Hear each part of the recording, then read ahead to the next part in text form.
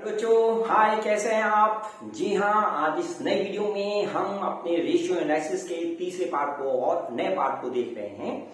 Last video में आपने different ratio को देखे होंगे। आज इस वीडियो में हम देखेंगे, डिस्कस करेंगे operating profit ratio. Got it? So enjoy करते हैं नए वीडियो के साथ। नाम है फॉर्मूले का operating profit ratio. Increase, decrease या नो चेंज, इन सबसे क्या इंपैक्ट आएगा ये हमें देखना है बेटा। तो शॉर्ट में बोल देते हैं OPR, ऑपरेटिंग प्रॉफिट रेशियो।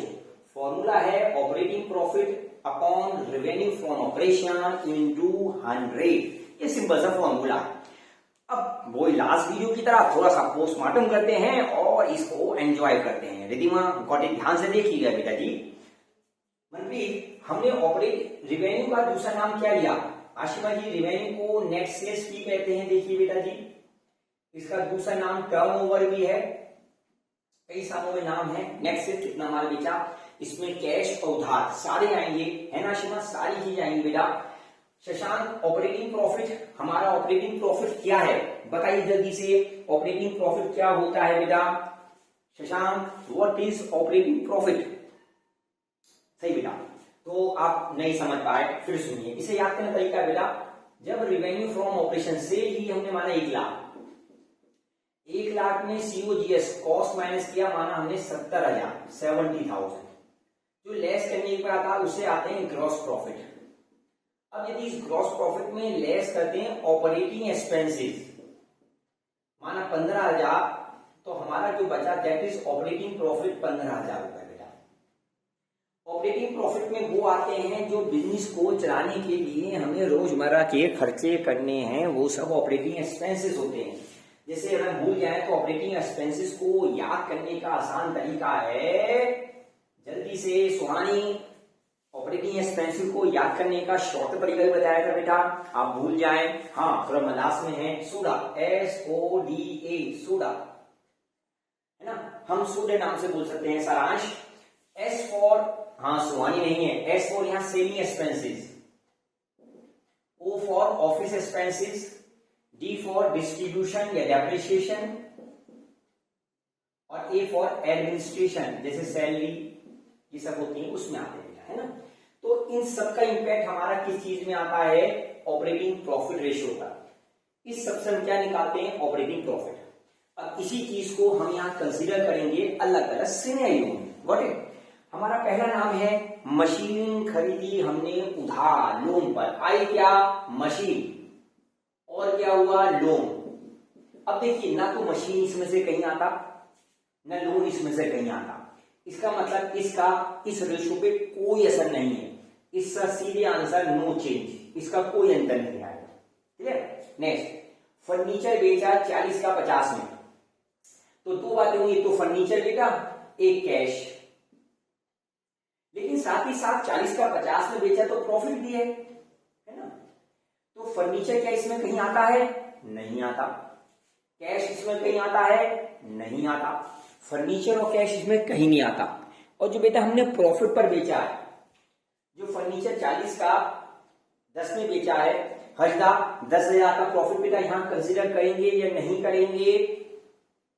शाबाश। फर्नीचर बेचने वाला जो प्रॉफिट होता है ये नॉन ऑपरेटिंग होता है, बिजनेस से अलग, तो ये इसमें कहीं नहीं आना। इसका मतलब इससे भी कोई चेंज नहीं आएगा, इस रेशियो में कोई अंतर नहीं होगा।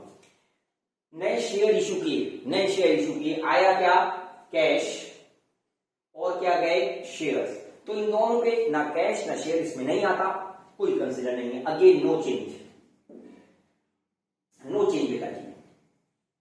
सोल्ड गुड्स, सामान बेचा उधार पर, दो बातें हुई, एक तो सामान बेचा स्टॉक, और उधार पर है तो बेटा डेटर्स।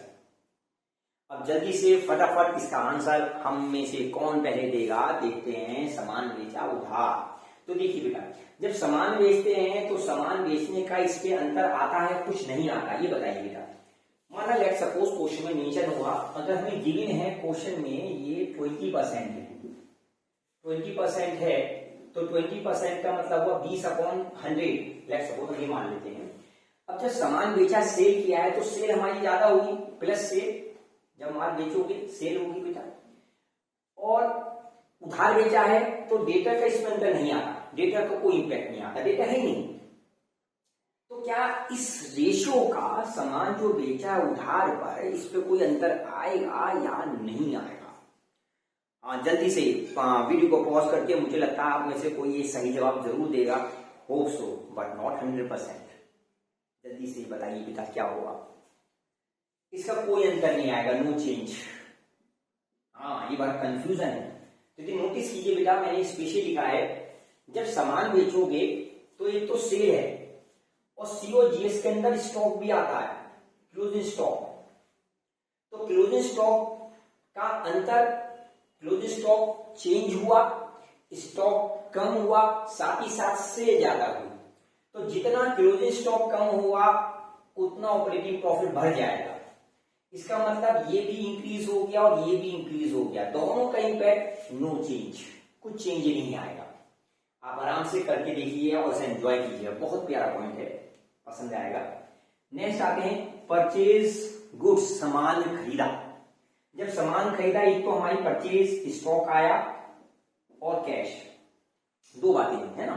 तो देखिए इसका संबंध है सीओजीएस के साथ, कॉस्ट ऑफ गुड्स सोल्ड के साथ।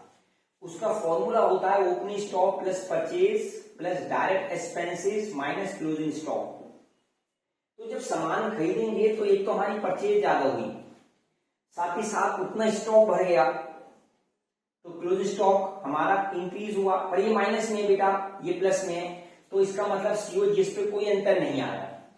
इसका मतलब ऑपरेटिंग प्रॉफिट रेशियो पे कोई चेंज नहीं है, नो चेंज। तो मुझे फटाफट इस वीडियो में आपने ध्यान से सुना हुआ, समझा हुआ, बहुत ही टर्निंग वीडियो है बेटा जी, इसे पूरे ध्यान से देखिए और करिए। मैं इसी टाइप के क्वेश्चन आपको दिखाता हूं, आप उसे प्रैक्टिस में लीजिएगा जरूर। देखिए बेटा जी, ये ऑपरेटिंग प्रॉफिट रेशियो का हमें 20% गिवन है और इंक्रीज डिक्रीज हैं।